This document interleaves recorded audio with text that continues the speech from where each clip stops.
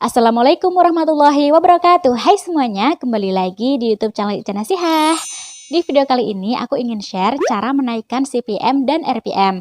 Nah, apa sih yang dimaksud dengan CPM dan RPM itu? Jadi, CPM adalah biaya dari 1000 tayangan iklan sebelum bagi hasil YouTube. Sedangkan RPM adalah pendapatan total setelah bagi hasil YouTube per 1000 penayangan. Kemudian, apa sih perbedaan CPM dengan RPM itu? Kalau CPM itu ditujukan untuk para pengiklan agar dapat memantau biaya yang harus dikeluarkan untuk setiap 1000 tayangan iklan. Sementara RPM adalah metrik standar yang dirancang YouTube untuk konten kreator. Seperti yang kita ketahui bahwa pendapatan atau penghasilan di YouTube itu tergantung dari CPM dan RPM kita, apakah naik atau turun.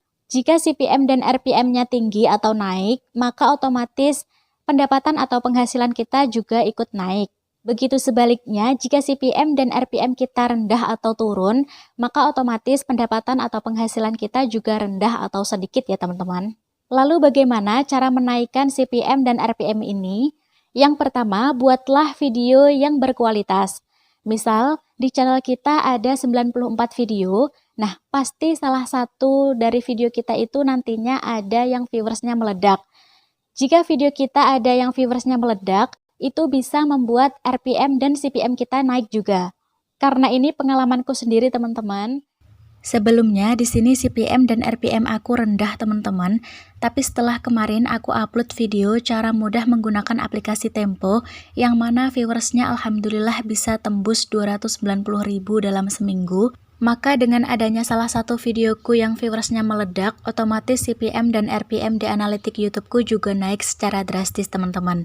CPM berbasis pemutaran merupakan biaya yang dibayarkan pengiklan untuk 1000 pemutaran video yang menampilkan iklan. Di sini naik 105%, sedangkan RPM naik 274%. Dengan CPM dan RPM yang naik ini, otomatis pendapatan juga ikut naik teman-teman. Wow, amazing ya. Perlu kalian ketahui bahwa CPM tiap negara itu berbeda-beda ya teman-teman, tidak sama dan juga tidak stabil, kadang bisa naik, kadang juga bisa turun. Nah, jika kalian ingin tahu negara mana yang CPM-nya tertinggi, bisa cek di Google ya.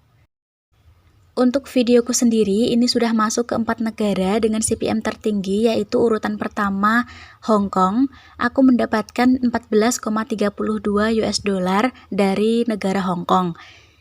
Kemudian urutan yang kedua, negara Taiwan.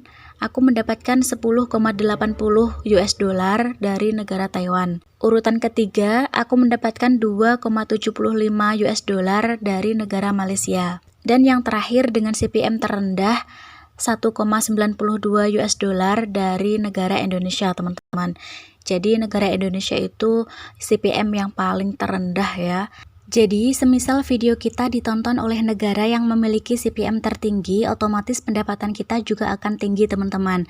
Karena iklan yang ditampilkan di video kita itu iklan yang berasal dari negara penonton tersebut. Maka buatlah video berkualitas yang dapat menjangkau ke luar negeri atau negara lain agar CPM dan RPM-mu bisa naik teman-teman. Selanjutnya yang kedua, upload video secara teratur atau konsisten. Jika teman-teman belum bisa mengupload video setiap hari, paling tidak kalian harus upload video itu seminggu 1 kali. Dengan begitu, nanti siapa tahu video kalian salah satunya akan bisa menaikkan RPM dan CPM ini teman-teman.